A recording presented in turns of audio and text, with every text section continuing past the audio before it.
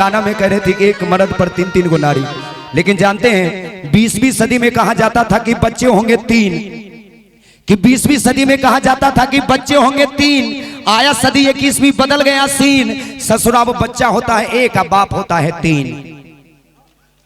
इस तरह से बच्चे का भविष्य सदर में रह जाएगा। अब बचवा का ओरिजिनल पिताजी कौन है तो कंप्यूटर ही न बताएगा। इसलिए बच्चों के लिए जोरदार तालियां होनी चाहिए, क्योंकि बाहर मेरा देश सावस्त्र इंडिया, कि बाहर मेरा देश सावस्त्र इंडिया जो कि हर साल पैदा करता है एक नया ऑस्ट्रेलिया।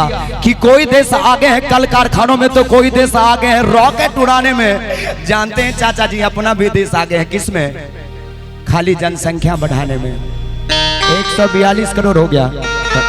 तो इसके लिए हम आप लोग की मेहनत को प्रणाम करते हैं। पर बच्चों के लिए जोरदार तालियां होनी चाहिए।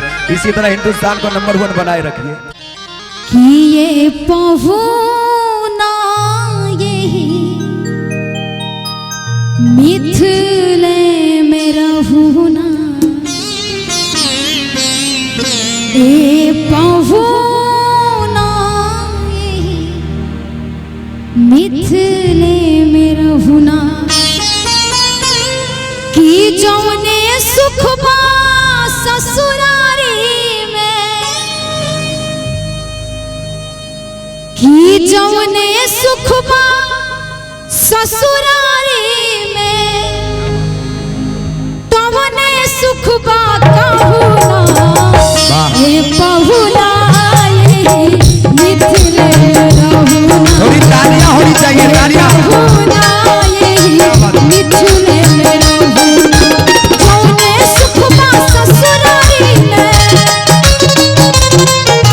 जौने सुखबा ससुरारी में, तवने सुखबा कहूना, ये पहुना यही मिथिले में रहूना, ये पहुना यही मिथिले में रहूना।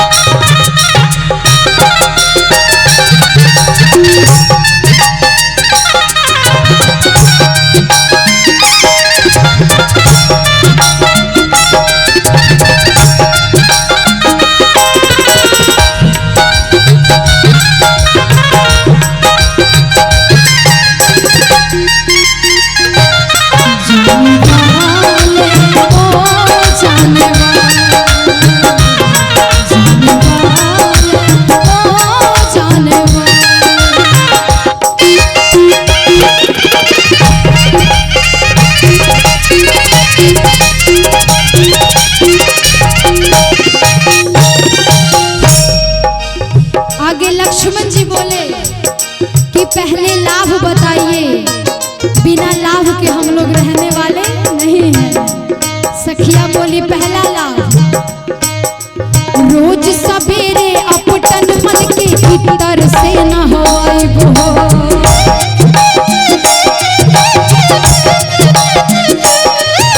रोज सवेरे अपटन मन के इतर से न होइबो,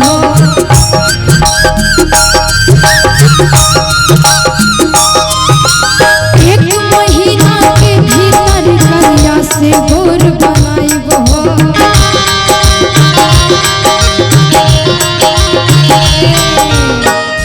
सखिया बोली कि रोज सवेरे अपटन मल के इतर से न हवाइबो,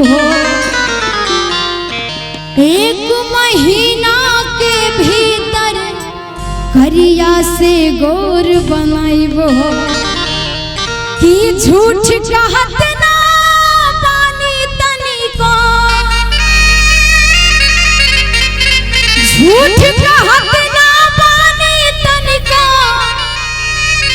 मौका एगो देहुना, ए पहुना यही मिथिले में रहूना, ए पहुना यही मिथिले में रहूना।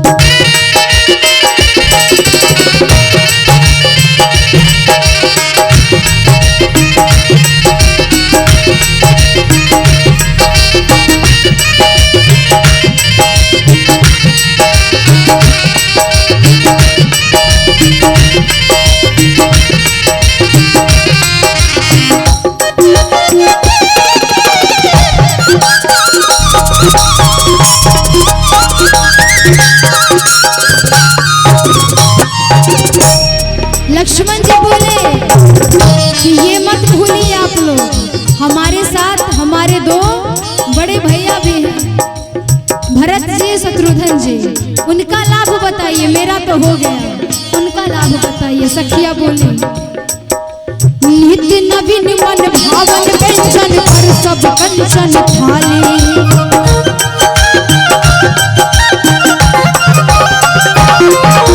नित्य नवीन मन भावन व्यंजन पर सब कंचन थाली।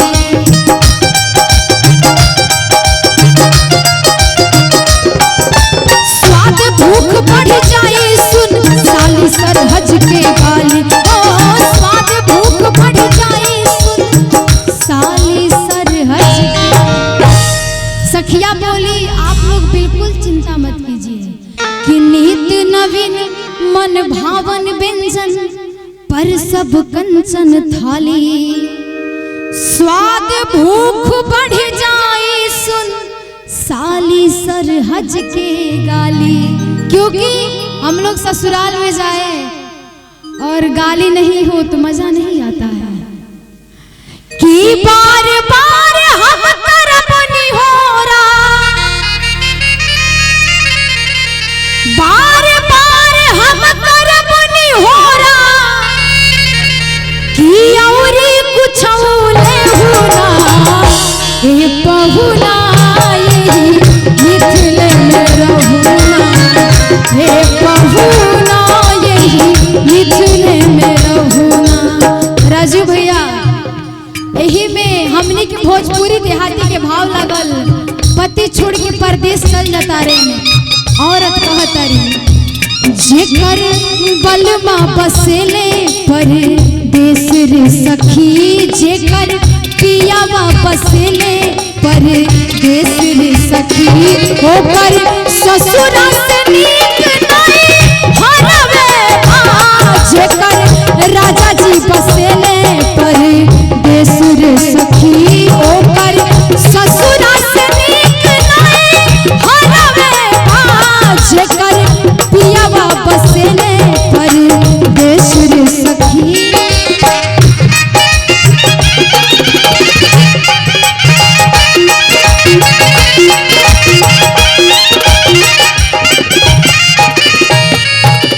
लक्ष्मण जी बोले हमारा हो गया, हमारे भैया का हो गया, शत्रुघ्न जी का हो गया, तो अब सबसे सर्वोपरि है हमारे राम भैया। उनका बताइए तब हम लोग रुकेंगे यहाँ पे। सखिया बोली कमला बिमला दूध मती में झिझरी रोज खिलाइब हो।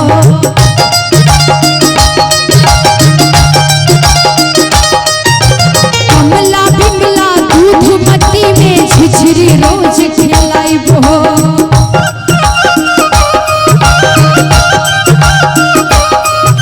सावन में कजरी गा के झूला रोज झूलाइब हो। सावन में कजरी गा के झूला रोज झूलाइब हो। कहती है कि कमला बिमला दूधमती ये तीनों नदी जनकपुर में पाया जाता है। सखिया कहती है कमला बिमला दूधमती में झिझरी रोज खिलाइब हो।